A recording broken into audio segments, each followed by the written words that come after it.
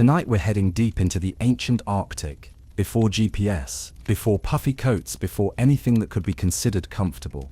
You're about to step into a world where the cold doesn't just nip, it gnaws, where the sun might vanish for weeks, and every day is a battle to stop your eyeballs from freezing.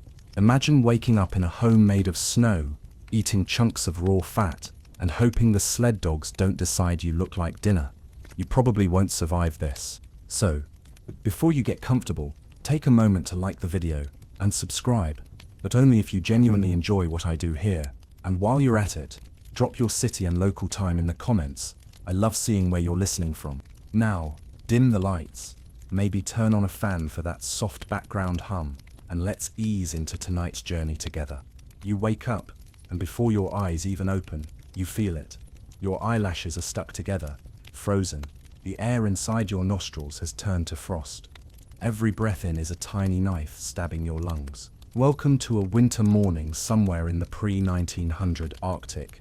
Probably the lands of the Inuit, the Chukchi, the Evenki, or the Nenets, depending on whether you're on the American, Canadian, or Siberian side.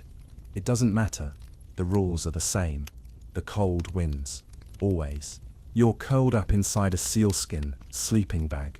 It smells like sweat, blood, smoke, and last week's fish, and it's probably the warmest thing you'll touch all day. The moment you unzip it, or rather worm your way out, your body revolts. Your fingers ache. Your toes aren't toes anymore. They're just dull nubs of regret. The igloo, or Yaranga, or Chum, depending on your tribe, is eerily quiet. It's not morning, it's just not night. The sun hasn't risen in weeks. It won't for many more. There's only the blue-grey shimmer from the ice window and the faint orange pulse of an oil lamp made from carved stone, burning seal fat. The flame is the size of your thumbnail, and it's doing its best to keep the air above freezing, unsuccessfully, by the way. And you're expected to get up and start your chores. One of the elders grunts at you. It's not mean, just efficient. They've already been up for hours, repairing a harpoon head with sinew and bone. You step onto the frozen floor, and your bare foot meets a patch of ice. Yup, ice. Inside the house, you jerk it back and try not to scream. Putting on clothes is a multi-step ordeal. Your boots are made of caribou fur turned inside out. Your mittens are double-layered with fur on both sides. But here's the catch. Everything you wore yesterday is still soaked in frozen sweat. As you peel up a pair of pants stiff as plywood, you realize why nobody here really changes clothes. They just rotate through levels of stiffness and stink. A fun fringe fact? Arctic people had clothing so finely tuned to cold survival. Modern researchers studying Inuit parkas found they had better moisture control than many high-tech modern fabrics. But of course, you don't have that level of craftsmanship. You're wearing the clunky beginner set, and now you're walking like a cursed snow mummy. You crouch beside the stone lamp and reach out to warm your fingers. The elder shakes their head and mutters, "You leaned too close." The lamp isn't for hands, it's for melting snow to drink, softening meat and giving the illusion of light. It's fueled by whale or seal blubber, and the wick is made of moss or Arctic cotton. If you waste it warming your dainty fingers, that's everyone's problem. You're given a scrap of breakfast. It's cold, surprise, and chewy. A mix of dried fish, a little raw fat, and maybe some fermented meat that's been buried in the snow for months. Historians still argue whether the practice of fermenting meat in seal stomachs was more for preservation or ceremonial reasons. You're mostly just trying not to gag. The quietness in the room isn't awkward. It's survivalist. Nobody wastes breath on morning chatter. Every calorie counts, even the ones you'd spend talking. You're not sure if the silence is peaceful or haunting. You take another bite of the frozen rubbery stuff. A kid, maybe 6 years old, tosses you a flint knife and tells you to help slice more. You fumble, you nick your finger. It bleeds a little, and the blood freezes almost instantly. You suck your finger, embarrassed. The kid shakes their head, not because you're hurt, but because you're slow. You step outside, and suddenly your whole body tightens like a rubber band. The air is 40 degrees, but it's a dry 40, you think. Optimistically, that's what people say. right? Doesn't matter. It's a lie. Dry cold still hurts. Your breath plumes out in clouds, and your eyelashes freeze again within minutes. It's beautiful though, sharp stars in the ink-black sky. The crunch of snow, so loud it feels like static in your ears. But don't get distracted, you've got chores, and if you dawdle, someone older and much tougher will shout at you. Or worse, not shout, just give you a look that says you'll die if you keep this up. A quirky detail? Some tribes used to start the day with a prayer to the animal spirits asking the seal's soul for forgiveness, or thanking the caribou for its sacrifice.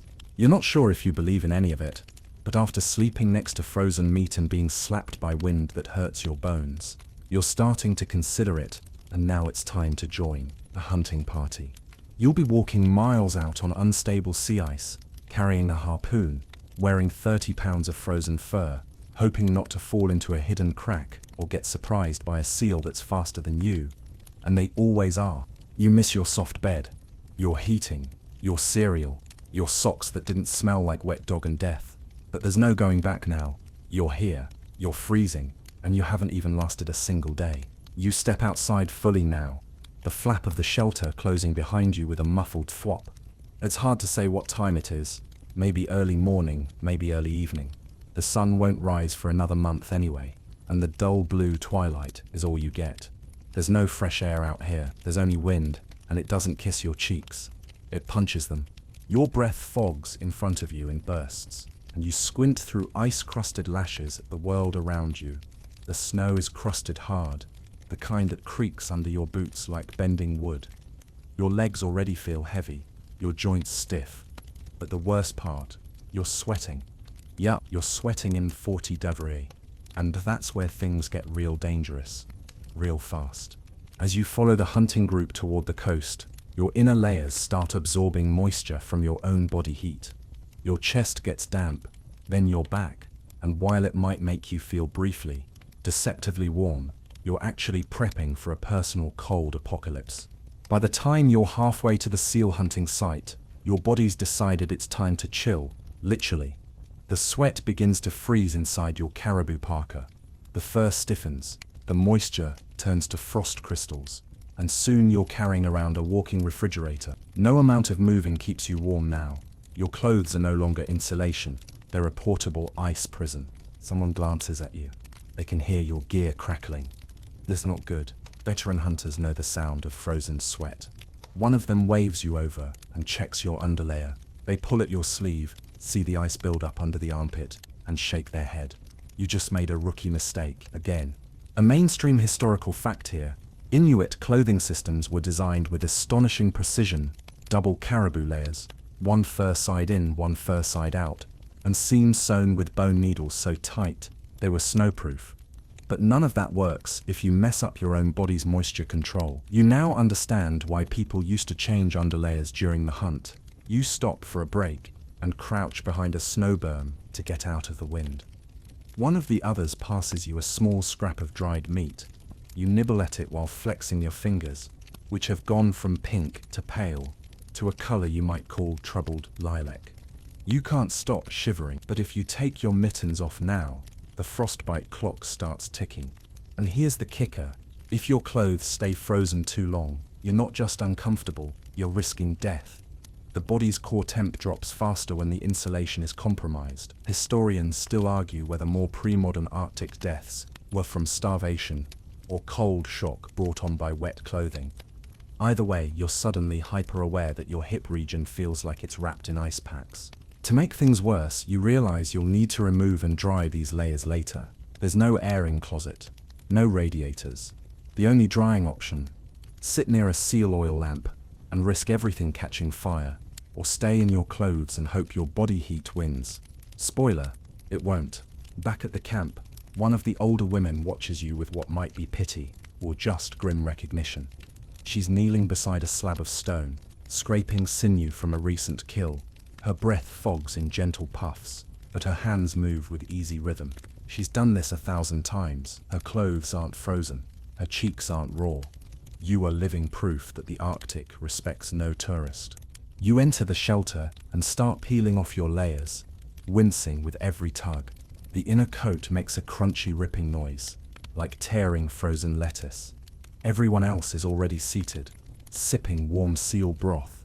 You sit, shivering, with your gear in a soggy heap beside you. It smells awful. Your boots emit steam.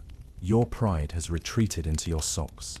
There's a quirky detail someone shares. Some Arctic groups used to preheat clothes by stuffing them down into the igloo's bedding area, or even wearing them under heavier coats for a short while before going out. Others had communal warming stones they'd press into garments. You had none of that, and now your thighs feel like they're made of marble. Later that evening, you're told to help with drying the gear. You position your soaked inner coat near the lamp, but not too near. An earlier visitor apparently caught his sleeve on fire and had to run outside half naked. The scar is still a campfire story. As you sit cross-legged, trying to warm your hands on the stone floor, the lamp sputters and casts weird shadows against the dome of the shelter. You hear someone whisper that the spirits don't like cold clothes indoors. Whether it's a superstition or a metaphor for laziness, you're not sure. But you are sure that the smell of steaming sweat fur is probably going to haunt your dreams tonight. Even trying to sleep is a nightmare. Your socks are still wet, so you go barefoot into the sleeping bag, a move that earns a raised eyebrow. Inside, the air is humid, from other people's breath, and still colder than any night you've had back home. Your shoulders ache from the shivering. You tuck your hands between your legs, curl into a fetal position, and whisper a tiny apology to your own body for putting it through this. And tomorrow, you get to do it all again. The ice will still be waiting. The seals will still be faster than you, and your clothes. They'll probably still be frozen. You wake up and your clothes are still damp. Not just damp, frozen. They've turned into stiff, twisted slabs of misery. Your boots, once soaked with seawater and sweat, now resemble icy clogs.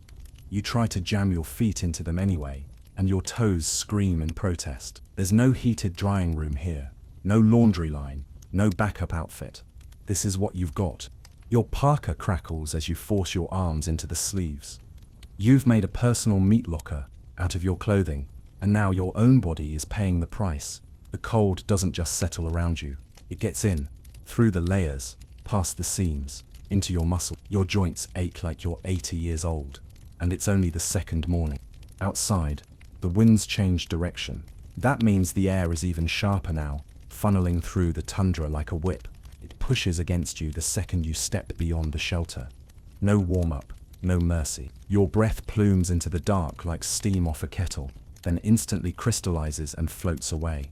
You trudge toward the hunting site again, but now everything feels heavier. Your legs don't want to bend. Your inner coat, the one that was just a little sweaty yesterday, is now like strapping on a cold, wet log. The moisture inside is turning to frost, and the frost is pressing against your skin. It's like wearing winter from the inside out. The older hunters don't seem bothered.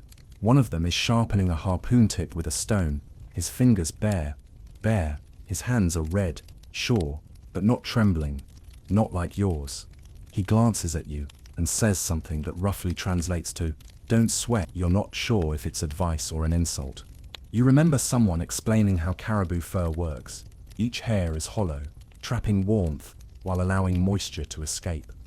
A kind of prehistoric high-tech. But if the garment's construction is even slightly off, if the seams leak or the lining collapses under pressure, you might as well be wrapped in wet newspaper. Back at the camp, the talk turns to drying methods. Someone jokes about an old man who once fell asleep with his mittens too close to the oil lamp and woke up without eyebrows. No one laughs. It's not really funny. Burned clothing in this world doesn't mean a trip to the store. It means frostbite tomorrow. You handle every item like it's the last of its kind. Because it probably is. You're given a small task to clean and gently thaw a pair of inner trousers using nothing but body heat and patience. That means wearing them inside your coat for a few hours. It's a little gross, yes, but in this climate, function rules everything. And anyway, you're already wearing a lifetime supply of other people's sweat. Someone offers you a warm drink. Not cocoa, not soup, melted snow with a sliver of whale blubber dropped in for energy. You sip it slowly, trying to ignore the waxy texture sliding down your throat. It's thick, and greasy. It coats your lips like lip balm made of regret, but it works. Your stomach stops growling, and for the first time today, you feel something close to human. One of the women in the group, face lined with wind and wisdom, starts scraping yesterday's kill. The hide must be defleshed and dried before it stiffens into unusable leather. She works rhythmically with a blade shaped from bone, her movements fast and practiced. She's wearing the same kind of clothes as you. Hers aren't frozen. She looks up, mutters something, and taps her own chest. Then yours. You finally catch her meaning. She doesn't sweat inside the parka. That's the difference. The rhythm of walking, the way you layer, the pause before you overheat. It's not just about surviving the cold. It's about never letting it think you're vulnerable. You lie down that night beside the oil lamp, clothes hung carefully on wooden racks near the low heat. They're not dry, just slightly less deadly. You curl up again in the sealskin bag, your body sore and your skin red from rubbing off frost. You can smell your coat even from inside the bag, a sour blend of animal fat, smoke, and old panic. Sleep doesn't come easy. Every shift of position feels like brushing up against a block of ice. Every breeze under the flap of the shelter feels like betrayal. You're exhausted, but your body is still in alert mode, curled in defense against a world that wants to freeze your insides solid. And tomorrow, you'll do it again. Because the clothes never fully dry. They just thaw enough to almost kill you slightly less. The seal hunting party is already ahead of you by the time you catch up. Their silhouettes bob on the horizon, bundled in thick furs, moving like small mounds of snow with legs. You're not even out on the sea ice yet, but already the wind is playing games, curling through the gaps in your scarf, needling your cheeks, numbing your lips so every breath sounds like a whistle. The others walk with practiced steps, spreading their weight carefully across the icy terrain. You, on the other hand, are stomping like a flat-footed bear. Every crunch under your feet is too loud. You're told to walk softly, too much pressure, and the ice beneath might give way. As you move out farther onto the frozen sea, the silence swallows you whole. It's the kind of quiet that hums in your ears, broken only by the faint croak of cracking ice and the occasional snort from someone's breath. You glance down and see faint lines spiderwebbing across the ice sheet. Don't worry, they say. If it cracks, it just means it's settling. You're not reassured. You're handed a harpoon. It's made of bone and driftwood, lashed together with sinew, the tip barbed with carved ivory. It's lighter than you expected, but also more lethal. You try to grip it confidently, the way they do. It doesn't work.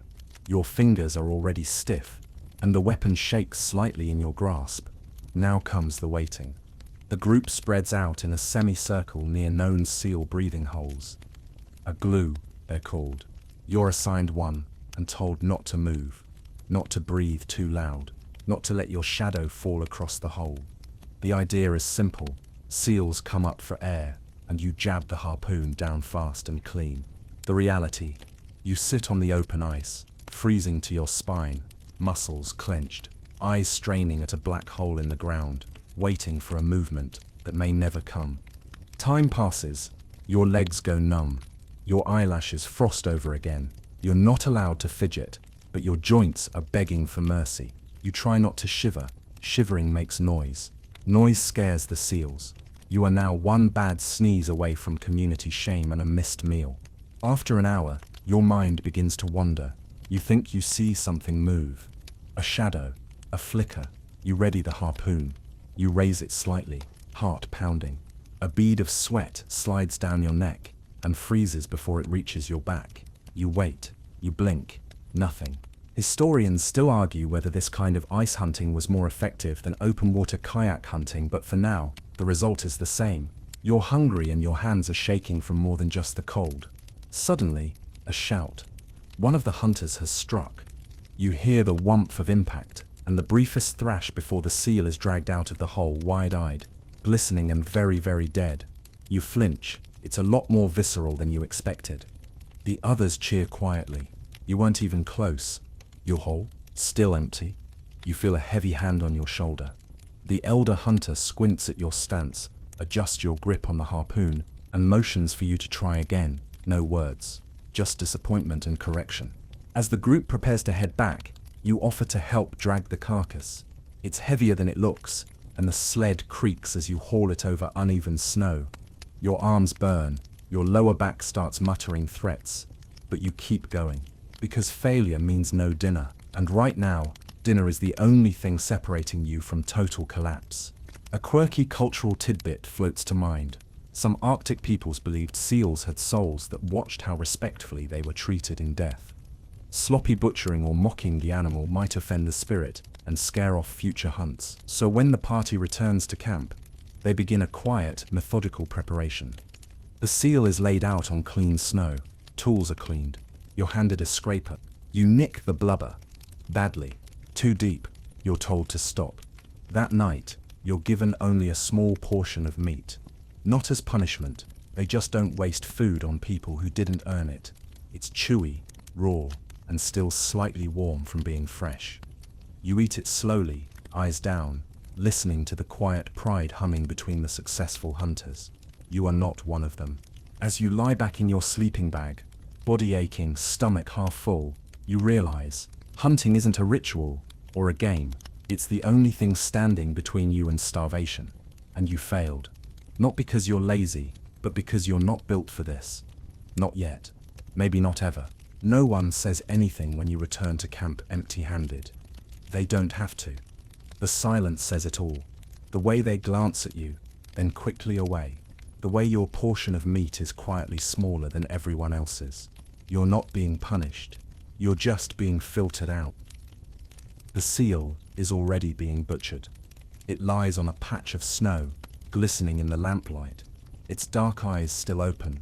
A few of the older hunters are carving with practiced hands, separating the meat from the blubber from the skin, the organs from the rest. Nothing is wasted. Even the bones will be used for tools, jewelry, trade, or rituals. You step forward to help. A mistake. Someone mutters and shoos you back. You haven't earned that yet. So you sit nearby, teeth chattering, trying not to look like a sulking child while the others work with smooth, deliberate grace. The blubber's thick, rubber-like. They slice it into long strips, then fold it into containers made of stitched intestine. You're told this will last weeks, maybe months, if stored right. Dinner comes late. A bowl of steaming seal broth is handed to you. It smells earthy, oily, and metallic. You sip slowly, trying not to wince. The taste is strong and gamey, the oil clinging to your tongue. A few chunks of meat float in the bowl, tough, chewy, and somehow both dry and greasy at the same time. You eat everything, every drop, because you don't know when you'll get more. The wind has picked up outside. It moans low against the shelter walls, a deep, unearthly howl that sounds too much like voices. One of the elders clicks his tongue and mutters about the old ones whispering again. You're not sure if it's a joke or a warning. You pull your coat tighter and pretend not to notice. Later, you try to be useful. You gather snow in a pot to melt for drinking water, carefully placing it near the oil lamp. Not too close, it'll extinguish. Not too far, it won't melt. It takes forever. Someone tells you that if you pack the snow too tightly, it takes longer. Another lesson learned. By now, your clothes are stiffer than they were this morning. You'd hoped they'd thawed a bit during dinner. They didn't. Every crease has hardened. Every seam is sharp. You try to massage the sleeves loose, but it's no use. Moisture and cold are a cruel team, and they've turned your wardrobe into armor that doesn't protect you. You remember that story someone told earlier about a hunter who once got lost during a whiteout. He stopped to rest, leaned against his own sled, and fell asleep in his clothes. They froze to the sled. When they found him, he was still sitting upright, still dressed, still dead. Historians still argue whether stories like that were based in fact or served more as cautionary folklore. You're not eager to find out. You curl into your sleeping bag again, this time with a bit more humility. The others aren't mocking you. They've just seen this before. People who think they can handle it. People who last a few days, maybe a few weeks, then beg to leave or stop moving altogether. Survival here isn't about strength. It's about knowing the rules. And right now, you don't know them. Outside, the dogs howl. Not bark. Howl. It's long, and mournful, echoing across the snow like something wounded. You're told it means a storm is coming. Or maybe just that the dogs are hungry. Could be both. Someone lies down beside you and mutters goodnight in a language you barely understand. You nod anyway. The sleeping bag is slightly warmer now, thanks to your earlier body heat. But only just. You try not to think about your frozen socks. You try not to think about your aching hands. You try not to think about the fact that if tomorrow goes like today, you might not be much use to anyone. You close your eyes, try to sleep, but all you can hear is your own heartbeat thudding in your ears, and the wind, whispering like it's laughing at you. The wind outside is stronger today. It doesn't howl, it screams. It forces its way through seams in the shelter, swirling fine snowflakes into the air like icy dust. You blink and feel your eyelashes stick again. The lamp flickers low. You huddle deeper into your parka, but it offers only illusionary comfort. Every layer on your body is cold. Every fiber feels like it's soaked in chill. You're told it's time to venture out again. Not for hunting this time, for gathering ice blocks. Drinking water doesn't come from melted snow anymore. That takes too long and requires precious fuel. Instead, solid blocks of glacier ice are carved from ancient ridges and hauled back like treasure. The old ice is clean, slow melting, and tastes slightly of minerals and history. You shuffle out with the group, head bowed low against the wind. The snow doesn't fall gently here. It flies sideways in jagged little darts that sting when they hit your face. You pull your hood lower, narrowing your vision to a tiny tunnel. Every step forward is a negotiation. The ground is uneven, glazed with slippery patches that gleam like glass. One wrong step, and you're flat on your back, gasping like a turtle. Your sled is light on the way out. A small wooden platform with curved runners, pulled by rope and sheer stubbornness. The older ones move ahead of you, their balance perfect. You're stumbling, skidding. You land hard once, jarring your tailbone. No one laughs. No one helps. This is just part of the lesson. When you reach the ridge, the ice gleams in massive blue chunks, partially buried under snow. Someone hands you a tool, a chisel, bone-handled, with a stone head. You begin to hack away. It's slow work. Your fingers are already numb, and the vibrations travel up your arms like little electric shocks. Your strikes are clumsy. Shards of ice splinter off and slice your gloves. One even nicks your cheek. The others work like machines. Clean cuts, efficient motion. They load their sleds with even slabs, wrapping them in furs to keep from melting too fast. You manage one good chunk. It weighs more than it looks. You try to lift it. Your back protests. Your knees wobble. You slide it onto the sled and feel like you've just moved a boulder. By the time the return trek begins, your body is sore and soaked with cold sweat. Again, the sled, once light, now drags behind you like dead weight. The rope bites into your mittens. Your shoulders burn. The wind is stronger now. Strong enough to knock you sideways once. You grunt, stagger upright, and trudge forward. Halfway back, one of the elders stops and checks the sky. It's a dull grey, the kind that means trouble. They call for speed. You're told to pick up the pace. You try, but your legs feel thick and stupid. It's like walking through syrup made of ice and pain. You finally reach camp, your hands trembling from effort. You unload your ice slab, less impressive than the others, but you're still standing. That counts for something, maybe. You're not praised, you're just not ignored anymore. Inside, the blocks are stored in a pit beneath the shelter, lined with animal skin and packed with snow. This is your fridge, your well, your reservoir. Later, the ice will be chipped, melted, and used for broth, washing, or drinking, but not now. Now, you rest. Someone passes you a cup of warm seal broth again. It's thicker this time, richer. You don't ask what part of the animal it came from, you just drink. That night, the wind doesn't let up. The dogs are restless. They pace in circles, their fur bristling, noses twitching toward the wind. They know something you don't. You try not to think about it. You sit near the lamp, trying to warm your gloves. They're still soaked from your ice-carving efforts. Steam rises from the fur, smelling of salt and old sweat. You lean in too close and singe a few hairs on your hand. You yelp softly. Someone nearby smirks. That's the closest thing to a compliment you've earned all week. Later, before bed, someone tells a story of a man who lost a finger during an ice trek just like yours. He didn't notice until he got back. Until the skin turned black and started to smell. He cut it off with his own knife and burned the stump near the lamp. The story ends with, he still hunted the next day. A pause. Didn't miss a seal for a week. You try to laugh, but it sticks in your throat. You pull your hands into your sleeves and check your fingers just in case. They're still pale, still cold, but still there. You sleep fitfully. The wind continues. You dream of hauling ice through endless white nothing, chased by shadows and silence. You wake up sweating and freezing all over again. You can't see more than a few meters in front of you. The snowstorm is thick, a white curtain of chaos that swallows shapes, sounds, even your own thoughts. Your breath comes in short gasps, each one torn away by the wind before you can even hear it. The others walk ahead, just vague outlines now, swaying shadows swallowed by the swirling white. This is a storm, they say. A real one. Not a passing flurry or a playful breeze. This is the kind of weather that carves bones out of flesh and buries hunters where they stand. You're told to hunker low, keep walking, follow the person in front. You do. You don't ask questions. You don't want to hear the answers. Snow stings your face like glass shards. It sneaks into your hood, crawls down your neck, settles inside your mittens.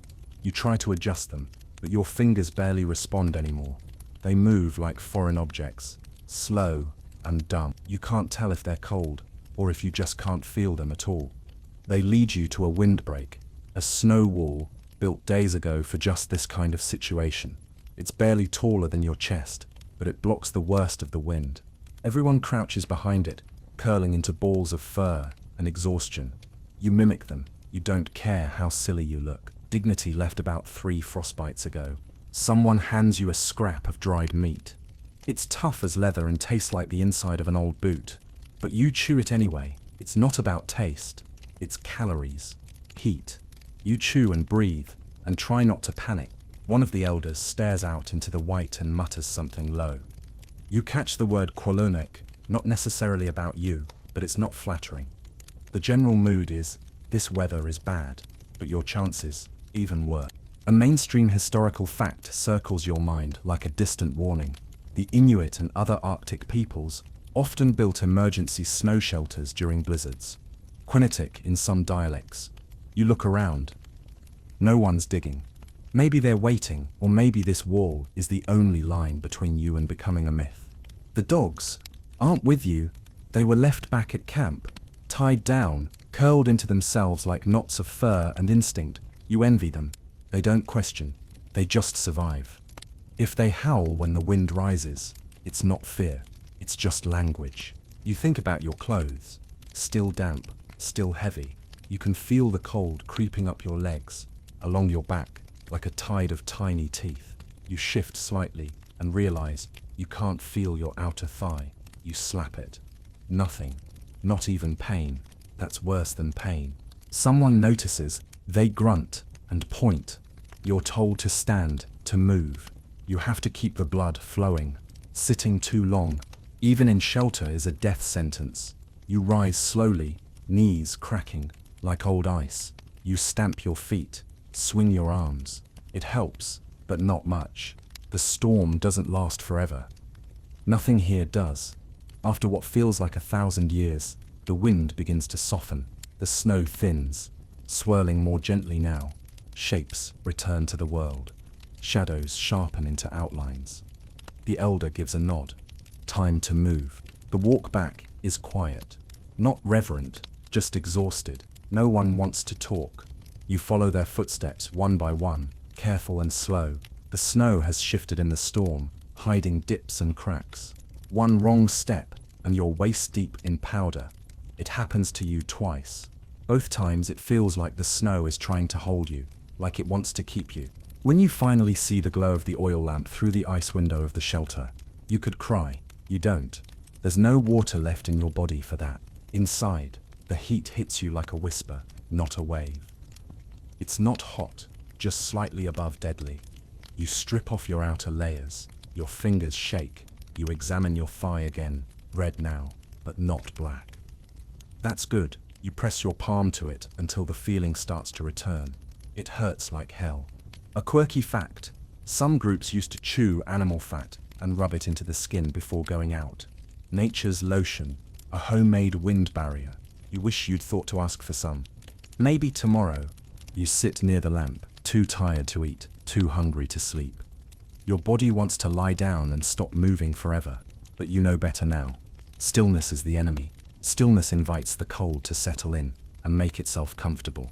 You strip down to your innermost layer and wring it out.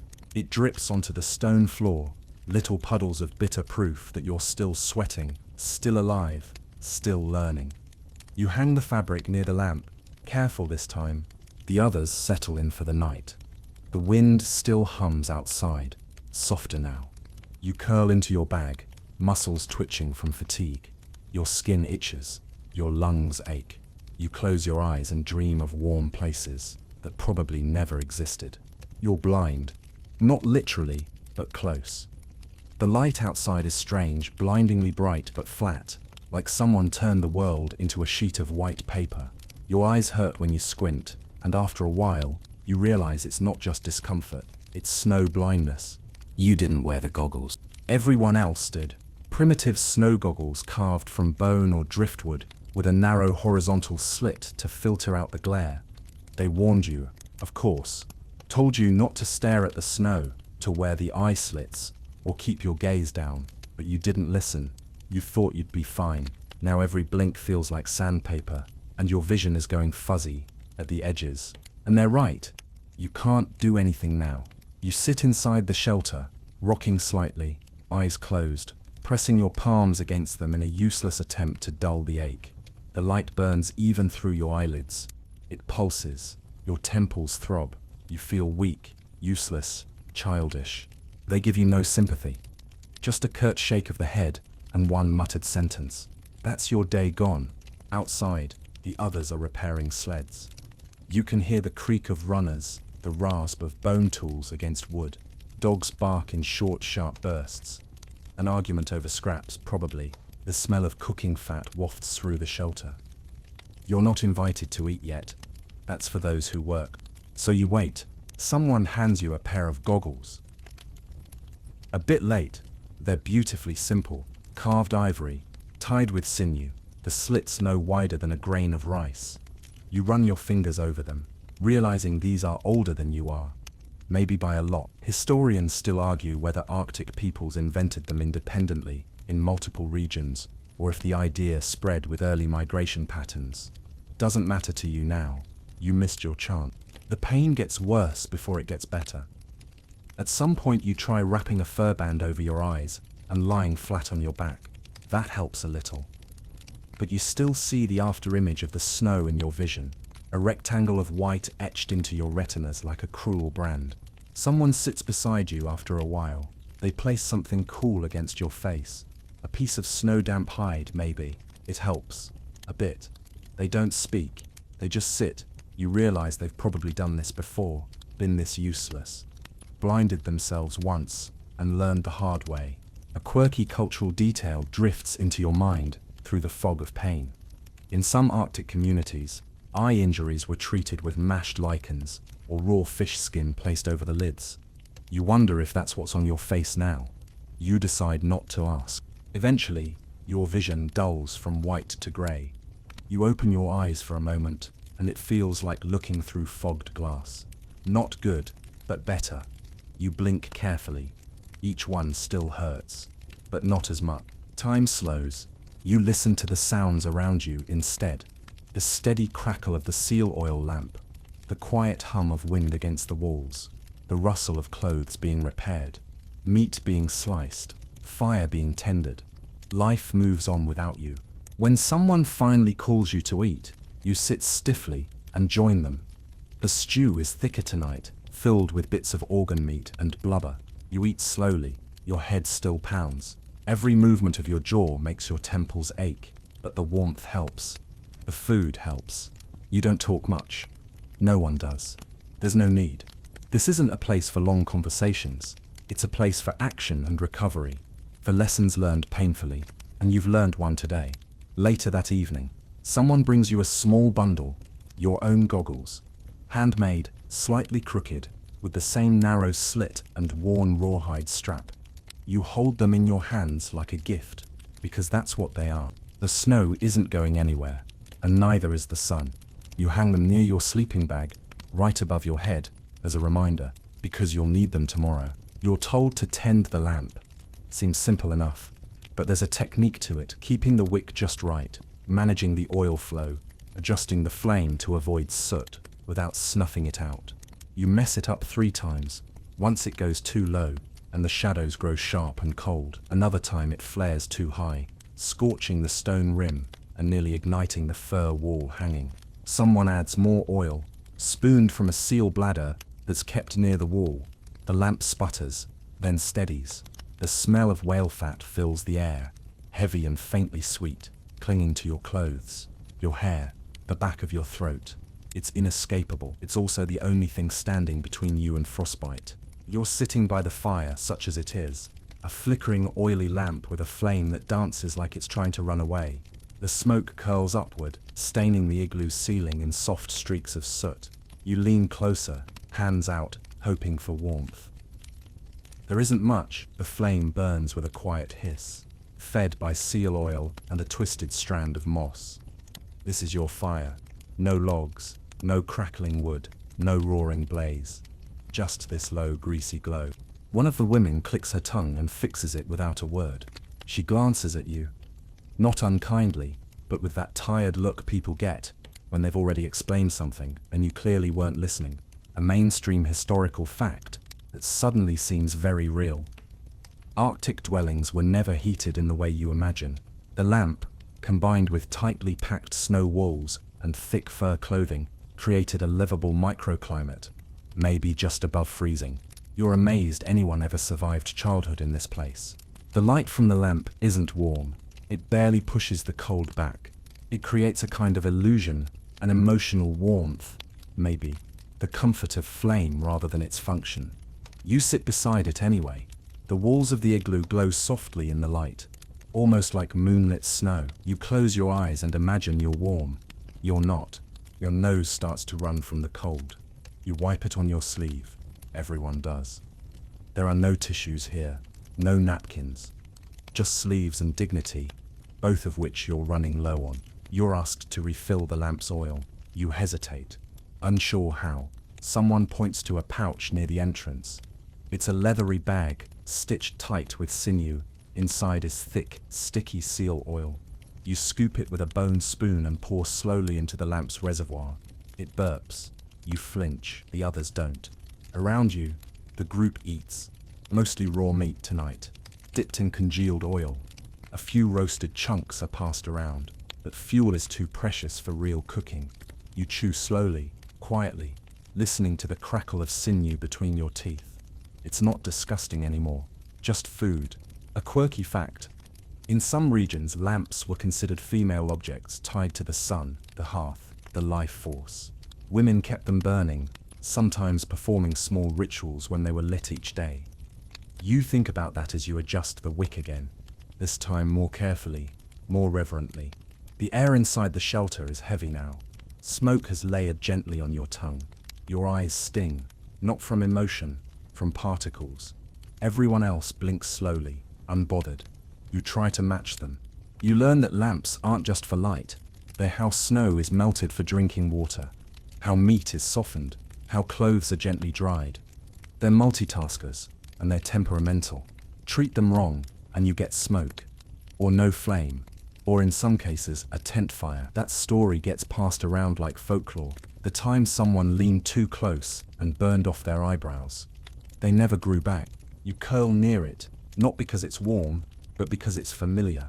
A tiny sun in a sky of frozen dark. A reminder that something still glows, even when the world around you tries to go dark. Eventually, the flame begins to dim. Not out of fuel, it's just that time. Sleep draws near. People settle into their bags, wrapping themselves like moths in fur. Cocoons. The lamp stays lit, just barely, casting a dull orange haze over everything. It will burn all night, as it always does. The cold finds you even here, inside the shelter, under layers of fur, beside the lamp. It creeps in through the floor, kisses your neck where your parka shifted, curls around your ankles like a bored predator. You try to ignore it, but your body knows better. It starts shivering again, that small involuntary shake like an engine struggling to stay on. You sit up and look around. The others are asleep, or pretending to be, eyes closed, breath slow, bodies bundled in fetal shapes. No snoring, no movement, just soft breaths in the lamplight, and the occasional crack from a shifting joint or creaking bone. Nature calls. Unfortunately, you wait. Maybe it'll go away. Maybe if you just ignore it, your bladder will understand that going outside right now is a death sentence. But no, your body is relentless. So you sigh, quietly, and begin the delicate process of escape. You crawl toward the flap of the igloo and push it open. A gust of wind snakes in, making someone grunt in their sleep. You apologize under your breath, and step outside. Welcome to the Arctic bathroom. First, you peel back the sleeping bag, then the outer parka. Then, you slide your feet into your boots, which have turned rigid and cold again, even though they were tucked just under your bedding. Everything you touch feels like it wants to bite. Relieving yourself in this cold is a challenge in physics and timing. You try not to think about it too much. You try even harder not to let any snow get where it shouldn't. It's awkward, it's humbling, and it's freezing in places you never wanted to feel cold. You finish quickly because of course you do, and step back, careful not to slip. You look up just for a moment, and your breath catches. There's no outhouse, no seat, just you, the sky, and a flat patch of packed snow, chosen for this exact purpose. You stumble over to it, breath coming in ragged clouds. You fumble with your layers, muttering curses that instantly freeze mid-air. Above you is the clearest sky you've ever seen. It starts as a pale green arc, then stretches, curls, ripples across the sky in lazy waves, like celestial fabric being tugged gently by invisible hands. It dances without music. It's silent and wild and impossibly alive. You forget about the cold. You forget your aching knees and numb fingers. For a moment, you just stare. No clouds, no pollution, just an endless sprawl of stars scattered across the black like powdered sugar on velvet. Some of them flicker, some glow steady and pale, and then there it is, the aurora. A mainstream fact slides into your brain uninvited. Many Arctic cultures believed the northern lights were connected to the souls of the dead, or the presence of spirits watching over the living. Some believed whistling at them would summon them closer. Others said whistling would anger them. Someone steps out behind you. An elder. They don't speak. They just stand beside you, watching the same lights. Then finally, a word. Them spirits dancing. You don't test it. You realize the cold will never go away. It's a presence. Always pressing. Always waiting. But sometimes, like just now, it feels less like an enemy and more like part of the story. A character you can't avoid but might learn to live with. Back inside, your clothes are stiff again. You shed your layers slowly, shaking out snow and ice crystals, then slide back into your sleeping bag. The lamp is lower now, the flame tiny and trembling. You watch it flicker as your body relaxes. You and the elder stand in silence until the lights start to fade, their colors softening, folding back into the stars. Then, without a word, they turn and head inside. You follow, awestruck, toes numb, but oddly light. You close your eyes and pull the fur over your face. The stars are still behind your eyelids, and you can almost hear the spirits dance. There's no sun, hasn't been for weeks. You're starting to forget what daylight even feels like. The world outside exists in varying shades of blue, black, and grey. Time is a blur. Morning, night, it's all just degrees of darkness. The body starts to resist it. You feel it in your bones, a weariness that sleep doesn't fix, a kind of soul ache. The oil lamp stays lit around the clock now. Its flickering light isn't enough to chase off the dark. just enough to keep you from forgetting which direction is up. Inside the shelter, the air is heavy with breath, smoke, and a vague scent of unwashed fur. Everyone moves more slowly these days, like they're carrying invisible weights. You sit by the lamp and try to mend a torn mitten. Your fingers are clumsy, the sinew thread keeps slipping. You stab yourself with the bone needle twice before you give up and just tuck the mitten inside your coat. Maybe it'll fix itself, probably not. A quiet tension settles in the group. No one says it, but you can feel it. Food is running low. The hunting has slowed, the seals are less frequent, the fish harder to catch. And with no sun, navigating the ice has become a gamble. One wrong step, and you're walking in circles until you freeze upright, a new statue for the wilderness. The children don't laugh anymore, they whisper. They play in silence, shaping snowballs with fingers rubbed raw from cold and boredom. Even the dogs are quieter, curling together in tight knots, dreaming of hunts that don't happen right now. Dinner is thinner tonight, a little broth, some strips of frozen fish, and a shared square of dried meat that tastes mostly of old air. You chew slowly, letting each bite linger, not for flavor, but because it might be the last thing you eat for a while. A mainstream historical detail rears its head.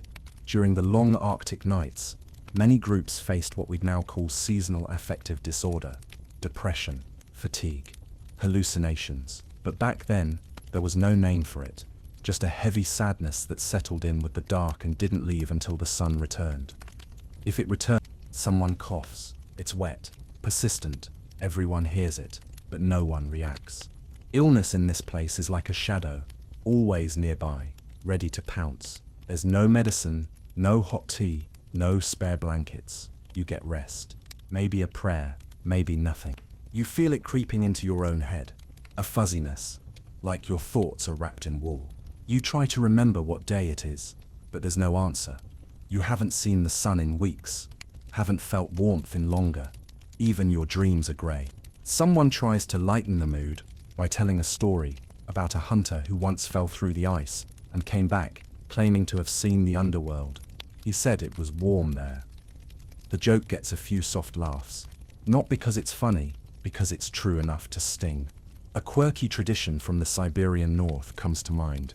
Some groups believed in a spirit called the Snow Woman, who would visit in the dark months, stealing warmth from the sleeping. To keep her away, families would leave offerings, a scrap of fat, a sliver of dried meat. You don't know if anyone here still believes, but tonight, someone sets a small piece of fish outside the shelter, just in case. The dark plays tricks out here, and after weeks without the sun, you're not sure what's real anymore. Dreams bleed into waking, sounds echo when they shouldn't.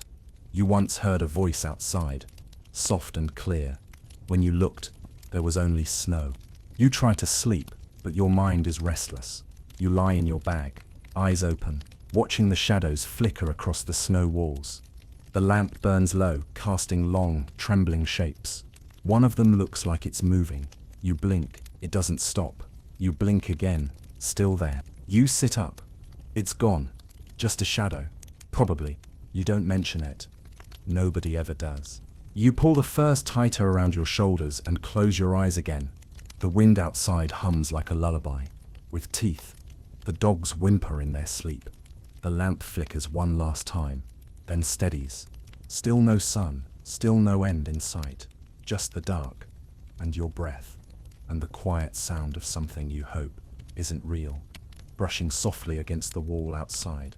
They wake you with a shake, not gentle, not cruel, just practical. The kind of shake that says, get up or get left. Your eyes open slowly, lids sticky with cold. The lamp's still burning, but the fuel is low. The flame dances low and erratic, casting everyone's face in harsh shadows. You can't tell if it's morning or midnight. Doesn't matter. You didn't ask to. No one does. But it's your turn, and you don't say no. You're going out with the shaman today. Outside, the wind has calmed. The world is still dark, but the sky pulses faint green and purple. Another aurora dancing silently overhead. It feels like a signal, a warning, a door open. You follow. The shaman stands near the door, wrapped in layers that seem more like symbols than protection, fur stitched with beads, carved bone charms dangling from the seams, a belt of braided sinew that sways as they move. Their face is painted with soot and fat, stark lines that make their eyes seem enormous and bottomless. They don't speak to you, just gesture. Come. You reach a small rise where stones have been arranged in a crude circle. You wouldn't have noticed it if not for the way the shaman slows and crouches. They begin to unpack items from a satchel, dried herbs, strips of hide, a carved seal skull, and what looks like a fish heart wrapped in sinew. You stare. They ignore you. They light a small fire, not with a lamp, but with dry moss and a flint. The flame catches quickly, casting flickering shadows across the circle. The shaman begins to chant, not loud, not melodic, but low and sharp, like wind filtered through bone. The shaman walks with a slow, rhythmic gait. You keep pace, crunching over the snow, the only sound your boots and your breath. The others don't come. It's just the two of you, slipping into the distance like ghosts. You've never heard this language before. It's not the tongue of daily speech. It's older, earthier. They begin to sway, then dance. Not gracefully, jagged, stuttering movements that seem painful but deliberate. You sit, unsure if you're supposed to watch or look away. Then they scream. It's sudden, piercing, a sound that makes your spine jolt and your heart slam into your ribs. Their body shakes, their head jerks backward, and then silent. The fire dims, the wind returns. The shaman kneels still, palms flat against the snow. Then they speak, soft, hoarse, but clear. The seals won't come tomorrow. They fall to their knees, breathing hard. You don't ask how they know. You don't want to know. The shaman finally stands, swaying slightly. You help steady them. They flinch, but allow it. Their eyes, when they meet yours, are sharp, knowing, like they've seen something you haven't and never will. A mainstream historical fact floats in your mind. Many Arctic cultures had spiritual leaders who acted as healers, weather readers, and soul guides. Their rituals often involved trance, sometimes induced by drumming, fasting, or intense cold. Outsiders never understood. Many still don't. As you walk back, they hand you a small bone charm. It's light, carved with symbols you can't read. You look at it, then at them. You nod. You don't ask. What things? Hang it above your sleep, they say. Keeps things out. The shaman sits by the lamp and eats a piece of dried meat. Slowly, like someone who's been through a storm no one else saw. You do the same. Yours tastes like fear and salt. Later, as you drift towards sleep, you hear the wind again. But softer, not words, not singing, just breathing. Back inside the shelter, you tie the charm to the low ceiling above your sleeping bag. No one says anything. They see it and look away. That's enough.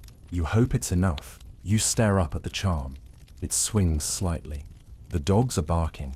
Not the sharp, attention-seeking yaps you've heard before, but low, guttural, throat-deep sounds that mean something's wrong. You sit up instantly, heart already racing, mind foggy with sleep. The others are stirring too, grabbing boots, reaching for knives, pushing aside fur blankets. On the far ridge, movement. You crawl out of the shelter, eyes squinting against the sudden brightness of moonlit snow. It's quiet at first, eerily so. The barking has stopped, just heavy silence and your own breath fogging in front of you. Then someone points. You don't know what it is yet, but the dogs do. And in this place, the dogs are never wrong. It's a polar bear, not a cartoon, not a nature documentary. The real thing. Massive, silent, moving with a strange, slow grace that feels more like calculation than curiosity. You see it before it sees you. Maybe, hopefully. Someone hisses at you to stay low. You crouch instinctively, heartbeat in your ears. The dogs are positioned between the camp and the bear, tethered but howling now, pulling at their lines, foam at their mouths. They want to fight. They want to prove their worth, or maybe they want to die with purpose. The bear keeps walking, not charging, just watching, gauging. It sniffs the air, turns its head, You lock eyes for half a second. It doesn't blink. A mainstream historical note drifts into your brain, out of nowhere. Arctic peoples respected the polar bear more than almost any other creature. Some believed they were spirits wearing animal skins. Others thought they could understand human speech and should never be mocked or underestimated. You get it now. This thing doesn't look like it's just passing through. It looks like it owns the world. A harpoon is placed in your hands. Bone shaft. Ivory tip. Sinew lashing. It feels heavier than it did during the seal hunt. You don't know what you'd do with it. You're not sure you want to know. You nod, but you know that won't work. Someone beside you whispers, if it charges, throw, then run. Then the bear does something unexpected. It stops, sits, just sits, watching. 20 yards away, its breath forms huge clouds. Its eyes glint in the moonlight. The dogs are losing their minds, lunging, screaming. You stay frozen. Finally, the bear stands. Slowly, lazily. It turns away, begins walking along the ridge, out of sight. No panic, no fear. Like it decided you weren't worth the effort tonight. Minutes pass. It feels like hours. No one speaks until it's gone. Then a flurry of motion. Dogs are checked. Weapons rewrapped. People exhale like they'd been holding their lungs hostage. You're handed a chunk of meat, raw, fatty, and told to toss it toward the trail. An offering. A distraction. A bribe. You sit back in the shelter, nerves still electric. You realize your hands are shaking. Your parka is soaked with sweat, and yet you're freezing. Better fed than hunting, someone mutters. A quirky fact bubbles up. Some groups used to wear amulets made of bear claws or teeth. Not as trophies, but as spiritual armor, not something to boast about, something to pray with. You suddenly understand why. That night, no one sleeps well. Every noise outside sounds like breath. Every gust of wind feels like footsteps. You lie under your furs, staring at the entrance, holding your harpoon like a comfort blanket. You dream of white fur, of black eyes, of a mouth full of silence and snow. You sit up slowly, wincing at the stiffness in your back. Your sleeping bag's warm spot has already faded, and the cold slides into your bones like it's been waiting all night. You rub your face and watch as one of the older kids ties a bone-tipped spear to their belt and heads toward the edge of camp. Alone, no adults follow. The children are already awake when you rise, darting between the shelters, their boots crunching over hard-packed snow. No yelling, no nonsense. Just quick, efficient movement, spears in hand, eyes sharp. One can't be more than 6, maybe 7, but their grip on the weapon is steady. They're not playing. No one plays here. You're expected to help today, not with a hunt, not with carving ice or butchering, but with the elders. You're not sure what that means yet. It sounds deceptively gentle. It isn't. Inside one of the larger shelters, 3 of them sit together, faces lined like the terrain itself, etched deep by time, cold and watching too many others disappear. One gestures for you to sit. You do. Cross-legged, careful, quiet. They test you with questions. How long does meat last, buried in snow? What kind of track does a lean wolf leave in fresh powder? What do you do if your skin turns white and hard, but you can still feel your fingers? The answers come slowly. You get most of them wrong. They don't scold you, they just keep talking. They begin to talk. Not to you, exactly. Around you, at each other. Long, slow stories spoken like they're describing the weather. A time when the fish were so plentiful they jumped into boats. A winter when 3 families froze in a single week. A memory of a cousin swallowed by ice while chasing a wounded fox. Their tone never changes. No drama, just fact. A mainstream fact floats up. You remember reading that oral tradition was the primary form of knowledge transmission in Arctic tribes. Everything, navigation, weather, survival techniques, even humor, was passed down in stories and hands-on demonstration. Books freeze, paper burns, memories are what last. One pulls out a bundle wrapped in sealskin. Inside, tools older than you are. A curved knife made from caribou antler, a spoon carved from walrus tusk, a needle no longer than a thumbnail, with a thread still looped through its eye. She places them in your lap, one by one, without explanation. You're supposed to understand what they mean. The elder woman shows you how to stitch fur with sinew. Her hands move with such precision it feels like a dance. Yours. Not so much. You fumble the thread. You stab your finger. You drop the needle, and almost lose it in the furs. She doesn't laugh, just motions for you to do it again. You leave the shelter with sore fingers and a spinning head full of half-understood stories. The children are back, now skinning a snow hare caught in a trap line. They do it quickly, efficiently, laughing a little now, speaking in low voices that feel like secrets. One glances at you, notices the sinew on your sleeve, the sloppy stitch job. They grin, then a quirky detail. One of the elders pulls out a pouch of something soft and brown. It smells faintly sweet. Fermented berries, mixed with seal fat, and maybe something else you don't recognize. A treat. Rare. They pass you a small taste on a carved spoon. It's sour, tangy, and strangely good. You savor it like it's chocolate. They smile. They tell you stories about a famine. A bad one. About how they had to decide who got to eat, and who didn't. No tears. No blame. Just the hard math of survival. One of them leans in close and whispers, "You don't know someone until you've watched them go hungry." You believe it. You want to feel embarrassed. Instead you nod, because you know more now than you did this morning. The elders sleep quietly nearby, breathing slow, faces peaceful. Tonight, as the lamp burns low, you find your hands miming the sewing motion again. Thumb, pull, thread, tug. The rhythm is comforting, like a drumbeat in your blood. You realize the stories aren't for entertainment. They're instruction manuals, survival guides disguised as memory. You watch the lamp flicker and think, if I live long enough, maybe I'll have stories too. They're preparing to leave at first light, or what passes for it, in a land where the sun doesn't rise. You've been told you're joining the trade caravan. It's not optional. You're strong enough now, they say. You've lasted this long. Time to pull your weight. The sled is loaded with goods. Walrus ivory, carved bone tools, seal pelts, bundled tight and lashed with sinew. It's all tied down carefully, layered for balance, protected from wind and snow. In exchange, they'll bring back metal needles, tobacco, beads, maybe even tea leaves if the traders on the other side of the ice have anything fancy left. Barter is survival. No one hoards here. There's no point. Everything must move.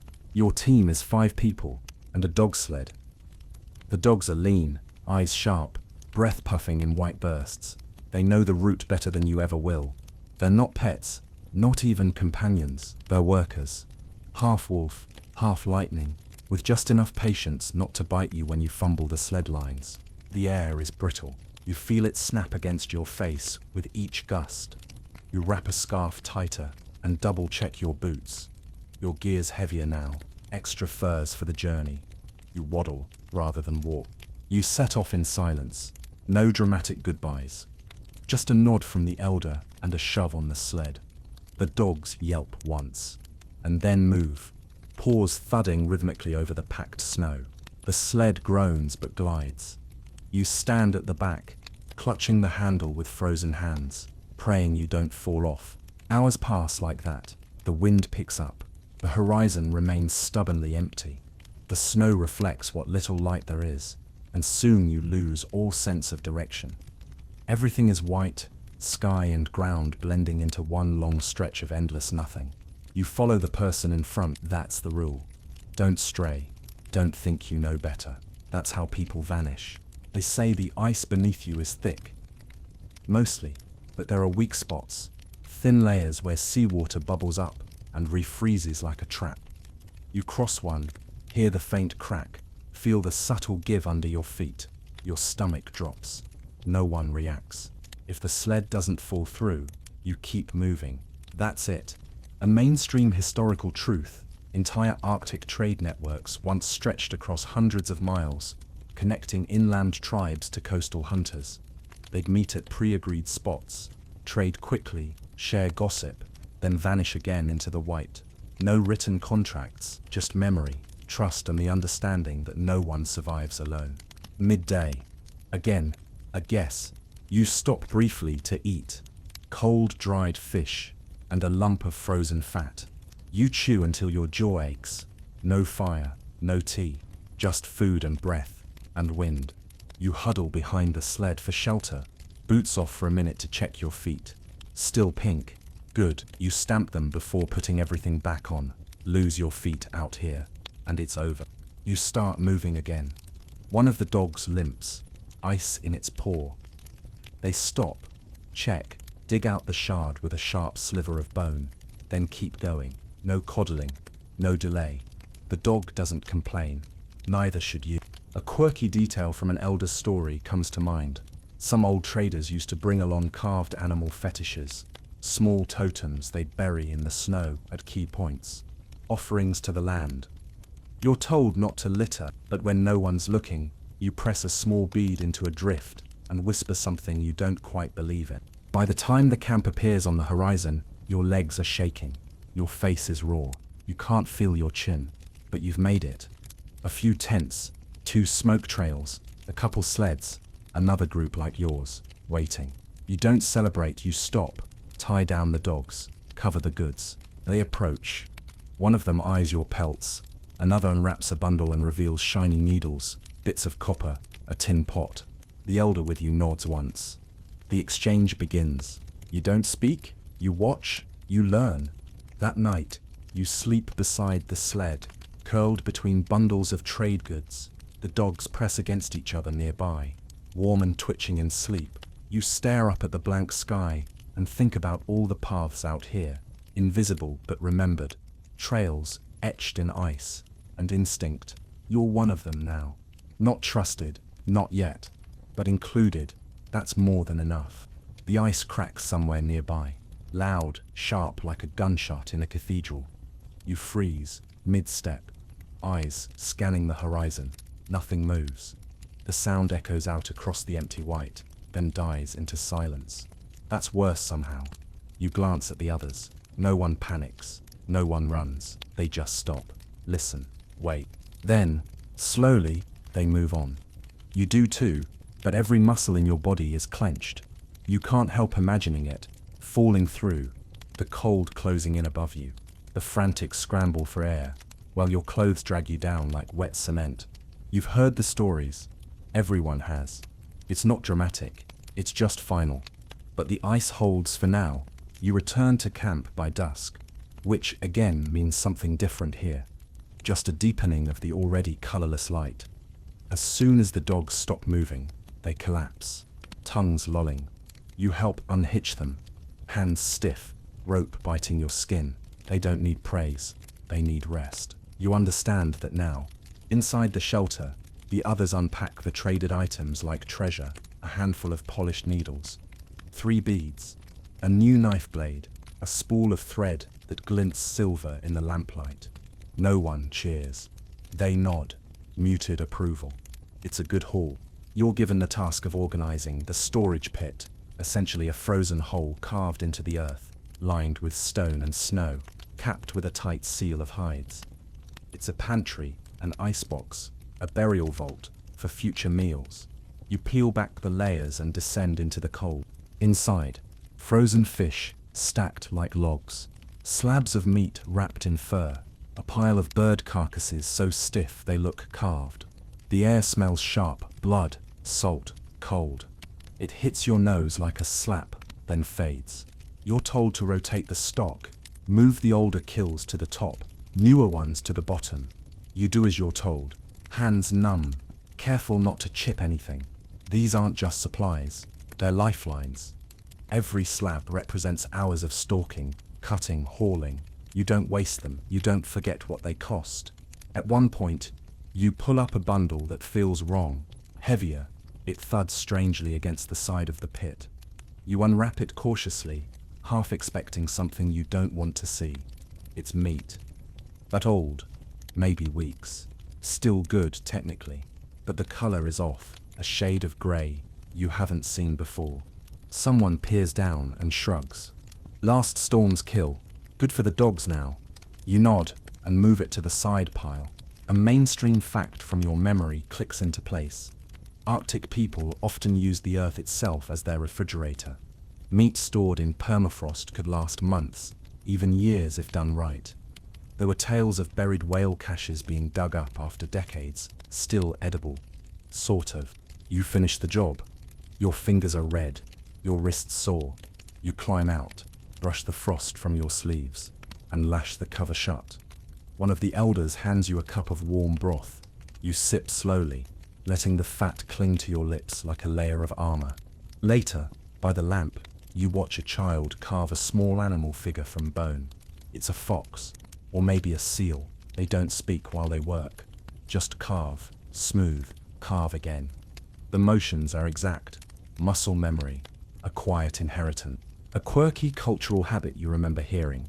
Some children were taught to make toys from leftover bones not just for entertainment, but to sharpen their fine motor skills. Playing was training. Games had stakes. You sit nearby, working on a strap that tore during the trade run. You stitch slowly, clumsily, but not as badly as before. Your fingers know more now. So does your mind. You dream that night of the pit, of eyes frozen open, staring from the bottom. Not real, not quite, just shadows and stories mixed into memory. You wake to your own breath, puffing in the cold air. Another day ahead, another ration from the tomb beneath your feet. The wind is strange today, not sharp, not violent, but warm, almost warmer than it should be. You step outside and immediately feel it. The air is heavier, softer, tinged with the faint scent of thawing earth. The snow under your boots has changed too. It creaks wetly, sinks a little. The hard crust is turning to slush. It's spring. Technically, but not the kind you're used to. The melt has begun. All around camp, things are shifting. Trails that were once solid are turning to traps. The packed snowpaths crumble underfoot. Sled runners stick and skip. The dogs step gingerly, tails low, unsure of the ground. The sleds are lighter now, with trade goods mostly gone, but pulling them is harder. The ice no longer glides. It sucks and grabs. Your job today is to help move the gear higher, away from the drainage path that forms when snowmelt starts flowing in channels.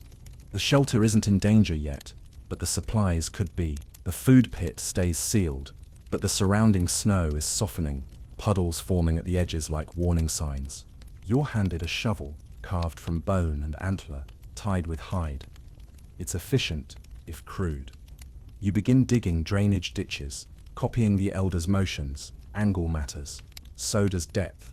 Too deep, and you hit frozen ground. Too shallow, and the water pulls back in. Slush soaks your boots. Your toes go numb. Again, always. Someone calls out. A sled has tipped. One of the runners caught in a mushy patch and collapsed sideways.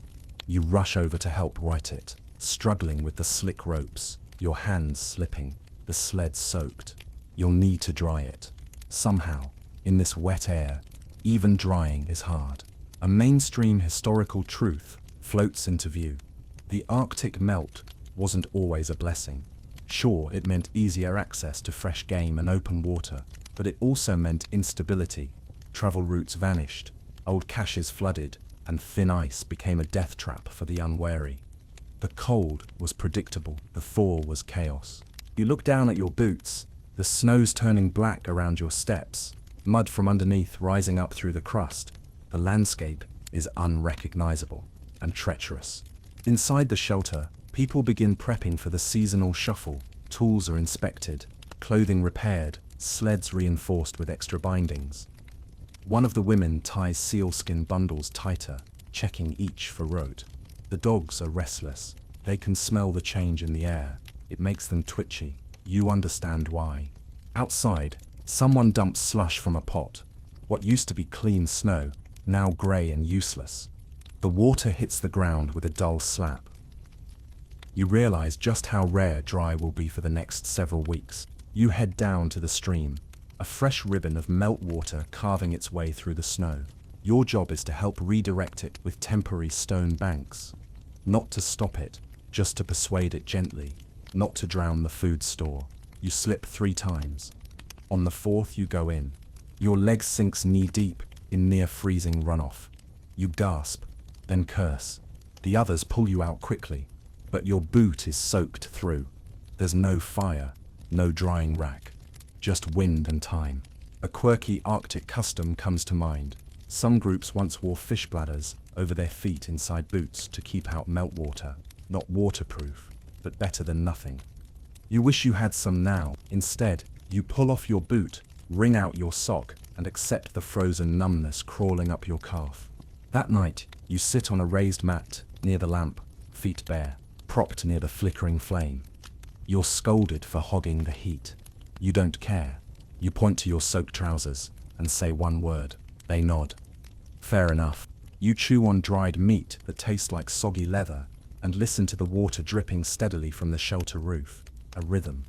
A warning. The freeze may return, but for now, everything is shifting and softening. Even the land wants to rest. But not yet. Not for you. You pull your parka open and instantly regret it. The warmth feels good for a second until the mosquitoes find you. Not one or two. Dozens. Hundreds. They rise in a cloud, whining in your ears, biting through layers you didn't even know were vulnerable. You slap your neck, your cheek, your wrists, but it's no use. They're everywhere. So much for a break. Summer in the Arctic isn't gentle. The snow is mostly gone now, except for shaded drifts and the higher ridges. The ground is wet, uneven, full of mossy patches and hidden puddles that suck at your boots like quicksand. It should be a relief, this warm air, this soft ground. But it's not. It's a different kind of struggle now. One you can't layer your way out of. You're helping build a summer camp, a new structure made from driftwood and stretched hides. The winter shelters are too damp now, sinking slightly as the ground thaws. This summer hut won't be cozy, but it will be drier. You help stake the supports into the earth, pulling tight on sinew cords, driving bones into the mud with a stone mallet. Every few seconds you have to stop and swat the bugs. They don't let up. They find every gap in your hood, every loose edge in your sleeve. They swarm your face, your eyelids, even the inside of your ears. You've learnt to ignore most discomforts by now. Blisters, bruises, aching cold. But these insects test your patience in a whole new way. One of the older kids hands you a smear of mud mixed with crushed herbs. Face, they say, tapping your cheek. You apply it like war paint. It helps a little. The bugs avoid the worst smelling patches. You start reapplying it every hour. A mainstream historical fact, summer in the Arctic brought not only the return of light and mobility, but also swarms of black flies, mosquitoes and gnats, so dense they were described in explorer journals as a living fog. Entire hunting trips had to be abandoned due to insect interference. Some groups even crafted hoods from animal guts or fish skin to keep the bugs off their faces. You keep working.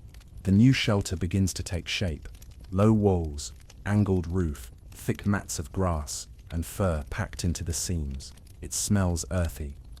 Better than winter's bone smoke and frozen meat, at least. The sun doesn't set now, not really. Just circles lower in the sky before rising again. You've lost the rhythm of days entirely. During a break, you wander toward the river with a wooden basin. You crouch and scoop water. Clear, cold, moving fast. You drink deeply. Then behind you, a splash. You turn. A man stands waist deep in the current, holding a fish trap made of sticks and sinew. He grunts, lifts it. Inside, 3 fat graylings twitch. He nods at you. You follow him back, carrying one of the buckets. That night, you help gut the fish. Not your first time. Not your worst. The flesh is firm and clean.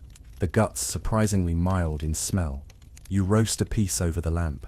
It's oily and hot, and it tastes like summer, rich, smoky, and just barely chewy. You're learning to appreciate food that doesn't need to be thawed before chewing. A quirky summer tradition. Some families used to store fish in open-air drying racks, smoked gently over smoldering moss fires. Kids would take turns chasing birds away. You do that now, waving a fur glove at a greedy gull that lands too close. Later, you sit by the river, feet bare, legs scratched from brush and bugs, watching the water swirl. The light never fades. The dogs are stretched out, lazy and bug-bitten, eyes half closed. A child floats a tiny carved boat downstream. It spins, wobbles, then vanishes around a bend. You think about winter, how you hated it, feared it. But now, with sweat dripping down your back and mosquitoes feasting on your scalp, you almost miss the cold. Almost. The mud on your face cracks as you smile. You're still here. The air is still. Too still.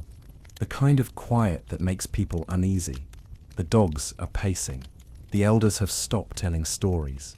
No one is laughing. The sky overhead has shifted pale, washed out, with heavy clouds pressed low against the earth. You've seen this look before, but now everyone's looking west. A storm is coming, but not snow, rain. And in this land, that's sometimes worse. The melt has accelerated.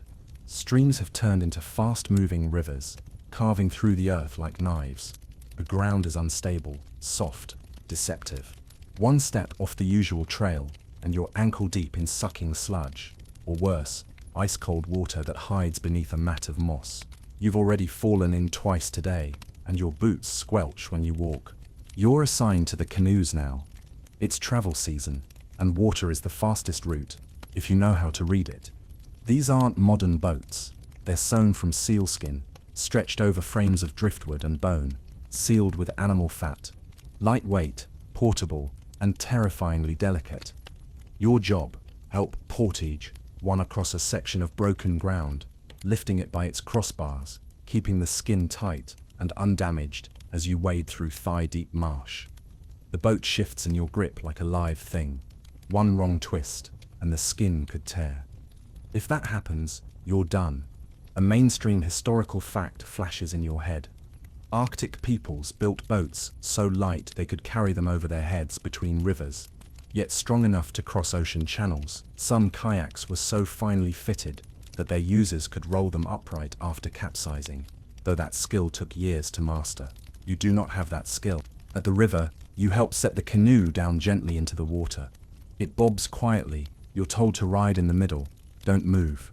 Don't speak. Don't breathe too loud. You obey.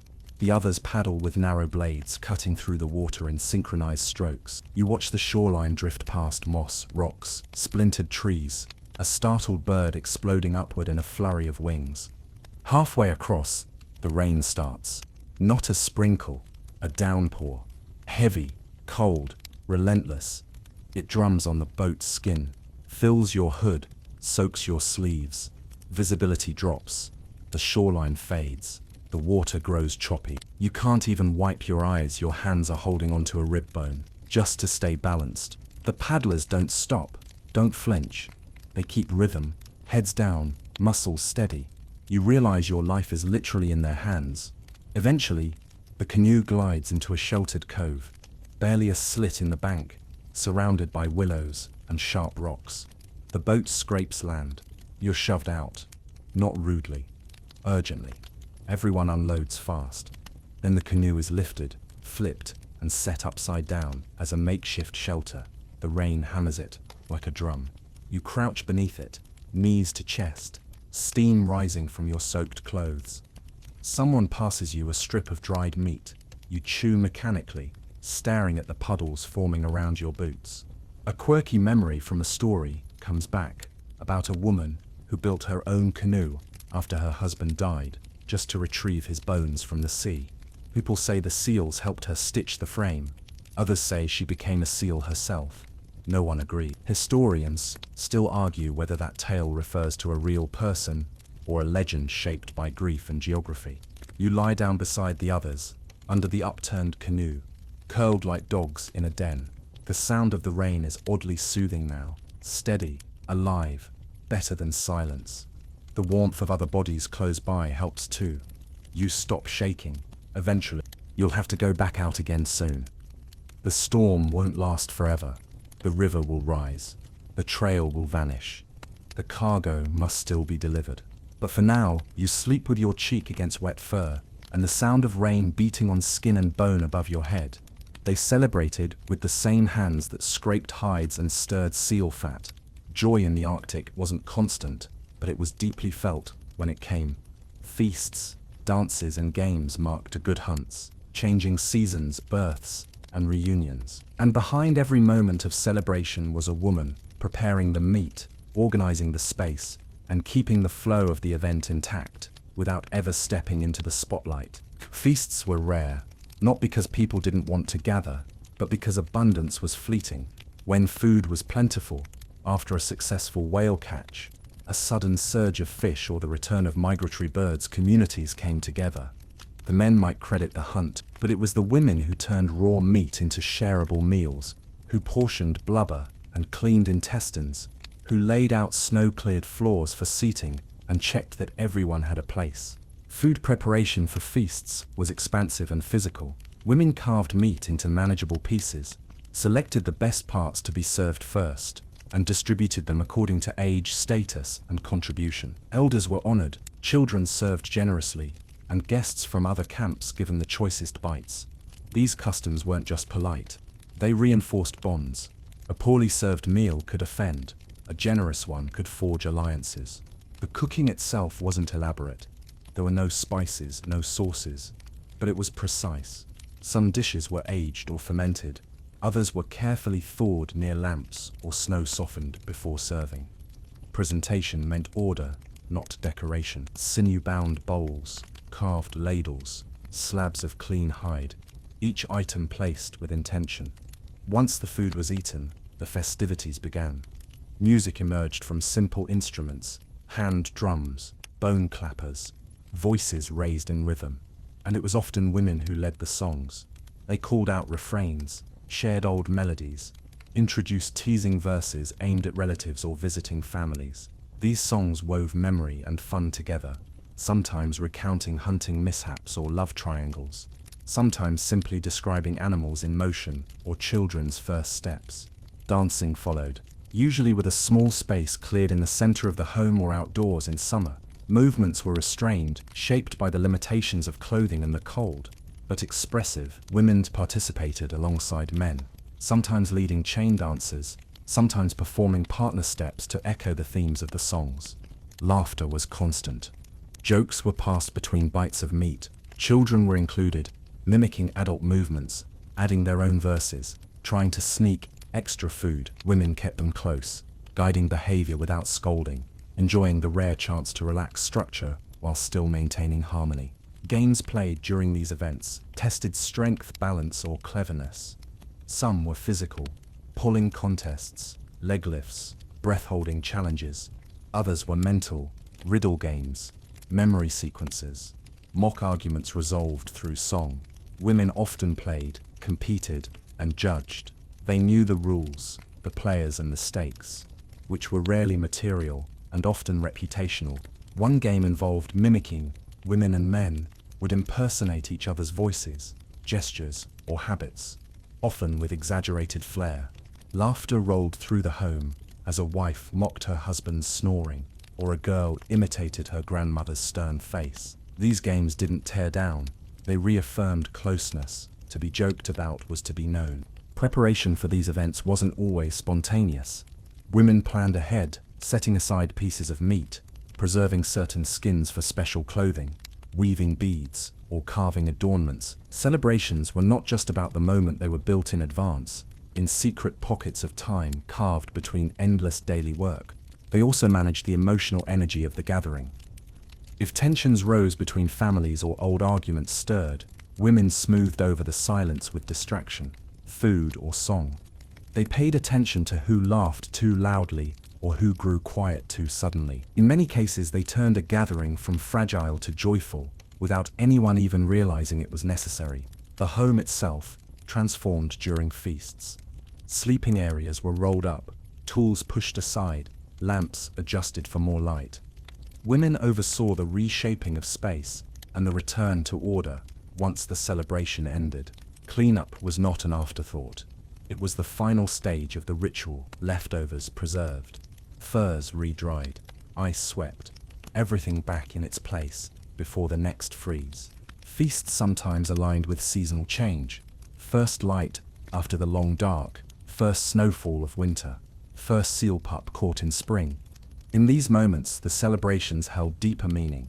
Women sang older songs, sometimes not heard for a year or more. These connected the present to the past, their children to their ancestors, and the community to the wider rhythms of nature.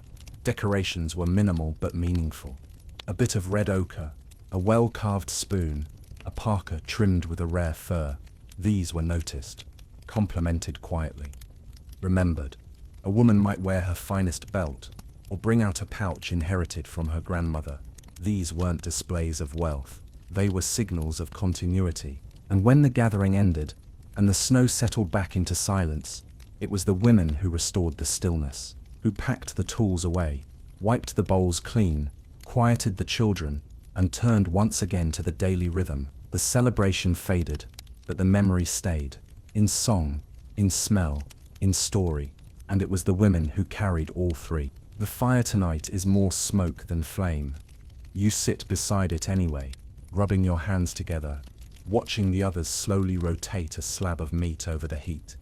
You're told this cut is special, striped with fat, cured in snow for weeks. Celebration meat, because for once there's something to celebrate. They're calling it the last freeze.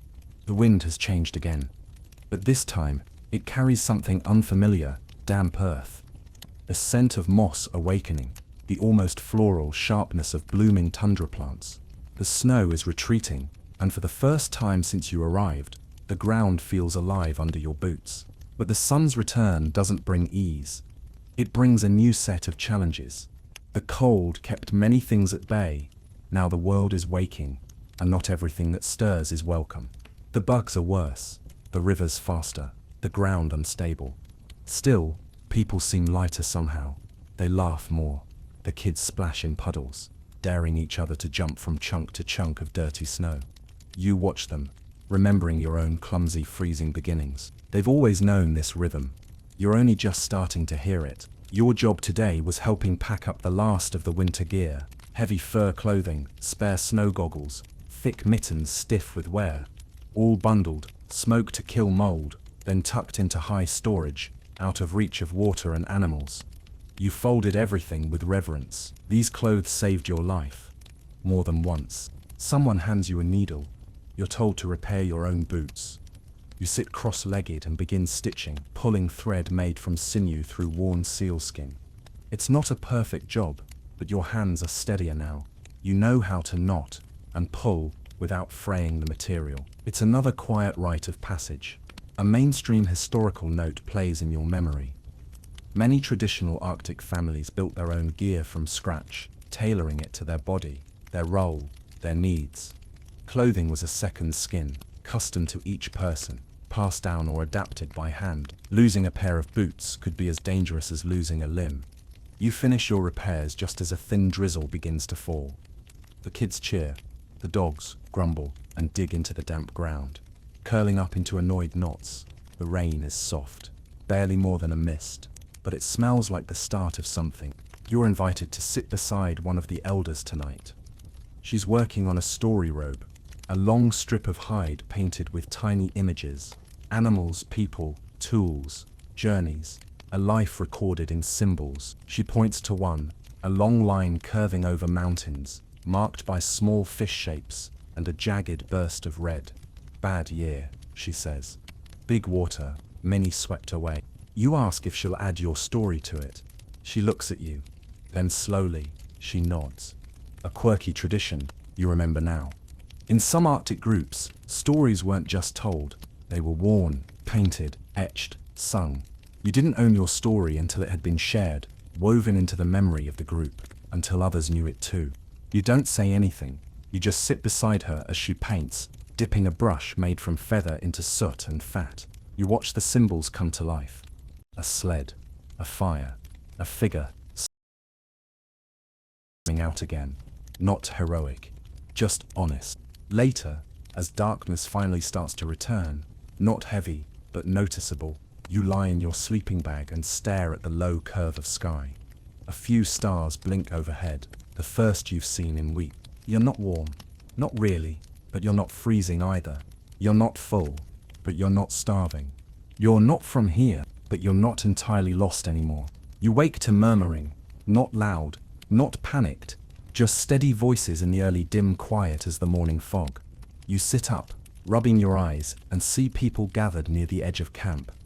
A figure lies on a fur mat, wrapped in their best coat, hands folded. No one's weeping, no one's shouting, but you know immediately someone has died. You rise, heart slow and heavy, and approach. It's one of the elders, the one who gave you your first stitching lesson, the one who never raised her voice, but never had to. She had grown quieter these past weeks, her breath raspier, her movements slower. You'd noticed, everyone had, but no one made a fuss. That's not the way here. Today, she is. You help where you can, gathering rocks, cutting strips of hide, preparing the sled. There's no coffin, no headstone.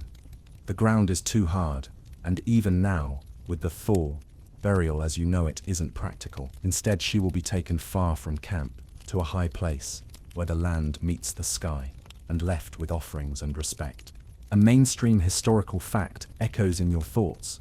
Many Arctic cultures practiced exposure burials, leaving the dead above ground, wrapped in furs or placed in stone circles. It wasn't neglect, it was reverence. The earth, the sky, and the animals would take what they needed. Nothing wasted, nothing forgotten. The dogs are restless, sensing something. They pace but do not howl. You help lash the body to the sled with quiet hands, furs wrapped tight, her knife placed beside her, just in case. You walk beside the sled. No trail, just instinct. The wind is gentle today, and the snow has mostly retreated from the higher ridges. Lichen clings to rocks, and tiny flowers, purple, yellow, dot the landscape like soft confetti. The land is alive, even now, especially now.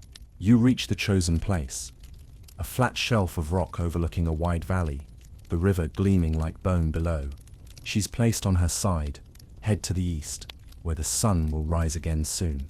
Around her, small stones are piled. Not to trap, not to hide, just to mark. A pouch of food is set nearby. A comb, a piece of carved bone. You add something too. The bone needle she gave you, now dulled from use but still whole.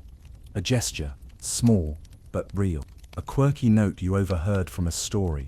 Some believed that if a burial was done right, the dead might return as an animal, a bird, a fox, maybe even a seal, to watch over those who remained. Some children still whisper about being followed by owls with familiar eyes. You stand in silence. The wind picks up, tugging at the furs. No speeches, no goodbyes, just time, just presence. When it feels right, you turn and walk back. The return is slow. No one talks much. Even the dogs are quiet now, padding softly across the damp tundra. At camp, the lamp has been lit. A bowl of broth is passed around. The space she used to sit is left untouched. That night, as you lie in your sleeping bag, the air smells different. Cleaner, calmer, like snow just before it falls.